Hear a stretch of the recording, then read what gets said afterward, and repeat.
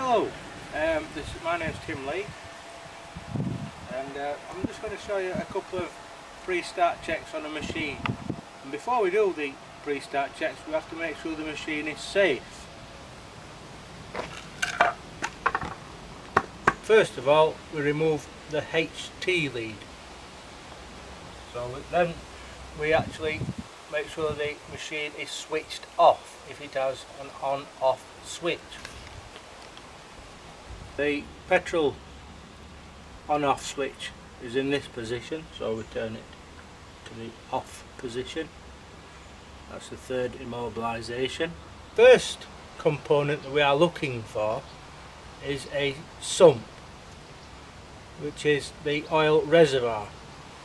If we do find one, we then have located a 4-stroke engine. We have also got a sump drain plug for when we service the engine to drain out the oil and replace.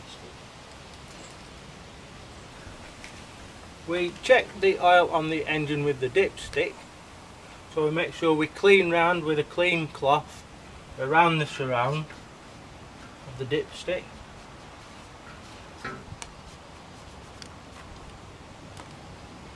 We then screw it back inside for a true reading.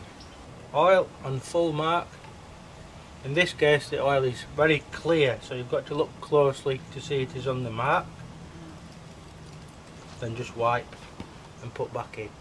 The next item on the pre-start check is to check the air cleaner.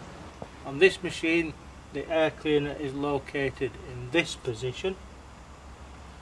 So on the top we have a wing nut. We wash the sponge in detergent and dry and dab with oil. We tap the paper element on a level surface. Everything is clean. The third item on the pre-start check is to check the cooling system. So the intake is there, which goes in on the pull start end. The pull start is there, and there is a grid. So we check the grid and we clean it. The fins are located on this side of the engine. We take the debris out of the engine and wipe out the fins. Next on the pre-start check is to check the fuel in the tank, so you've got the amount of fuel for the operation that is taking place. Very important that we check that. We then walk round the machine checking for any loose parts, any loose guards, any nuts or bolts that have worked their way loose, which